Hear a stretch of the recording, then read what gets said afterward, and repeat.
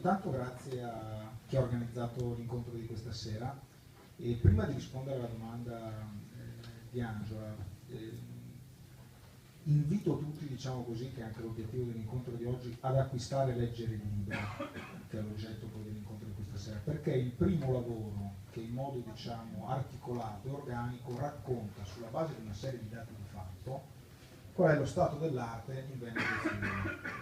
E per chi lo legge ne esce, diciamo così, una fotografia molto diversa dai racconti e dal comune senso che si è diffuso su questi aspetti. È scritto in modo, diciamo così, giornalistico, questo aiuta anche in termini di comprensione, quindi si legge, diciamo, in modo agevole, si legge bene, è anche simpatico, accattivante per alcuni versi, e spiega come la mafia è arrivata in Veneto, perché è arrivata e quali sono i fatti che purtroppo, diciamo, non ci lasciano nel breve periodo ottimisti rispetto alla situazione, perché la sensazione, e qua vengo a Verona, è quella di una presenza che oltre, noi usiamo il termine infiltrazione, è superato il termine infiltrazione. Quando col collega D'Arienzo, che non a caso ha organizzato l'incontro di questa sera, abbiamo interrogato il governo sulle interdittive, perché uno degli effetti della visita della commissione, poi ci torno velocemente, fu sollevare la questione del rapporto imprese-criminalità organizzata. E sollevammo, diciamo così, la questione chiedendo il perché non erano state emanate le interdittive antimafia nei confronti di imprese che avevano rapporti conclamati con esponenti appartenenti alla criminalità organizzata. Dopo un po' di mesi tornammo alla carica e il ministro venne in commissione, credo che la cosa venne anche ripresa con una certa enfasi a Verona, e l'esordio della risposta del ministro fu: a Verona c'è l''ndrangheta. Testuali parole, quindi non ha detto infiltrazione, siamo a giugno, quindi luglio di quest'anno. Ed era il risultato delle audizioni e del lavoro che la Commissione Antimafia aveva fatto in quella giornata in cui eravamo stati qui, dove tutti coloro che venivano da fuori, in particolare dalle regioni meridionali, e assistevano, per questo alcuni uscivano con quei volti che descriveva prima Angela, e assistevano alle domande e alle risposte, i colleghi restavano impressionati, cioè le risposte che abbiamo avuto qui, la situazione che abbiamo visto qui in altri contesti, non avrebbero suscitato le polemiche che qua invece ci sono state e avrebbero provocato una reazione molto più forte, molto più consapevole, con l'atteggiamento di chi prende atto di una questione e cerca di risolverla, non ancora con l'atteggiamento di chi nega, con la preoccupazione di non si capisce delle cose. Quando c'è un fenomeno, diciamo, della gravità di cui stiamo parlando, conviene acquisirlo il prima possibile, prendere atto che la situazione è seria e attivare tutte le, diciamo, le misure che consentono di affrontarlo e aggredirlo. E devo dire con una certa soddisfazione che mi pare che a Verona, come in altre realtà, si sia, diciamo così, iniziato un atteggiamento diverso ultimamente.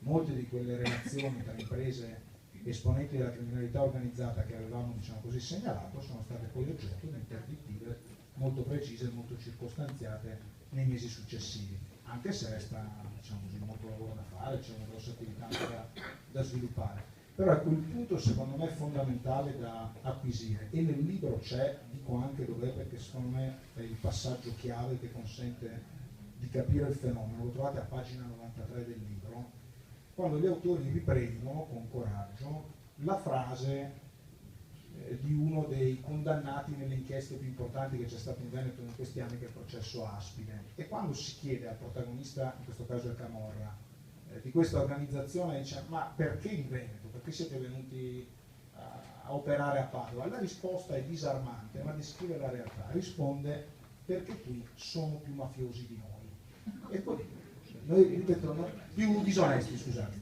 Noi scherziamo sul punto, ma è davvero impressionante. E poi si spiegano le cose che abbiamo sentito dire da Rossi e da Dinello e da De Francisco prima, cioè si sono innestati in una realtà dove la disonestà, in particolare di tipo economico, quindi non cerchiamo gli omicidi, le rapine, andiamo fuori strada se cerchiamo quel tipo di fenomeni. Ci sono, ma hanno alta, diciamo così, matrice natura.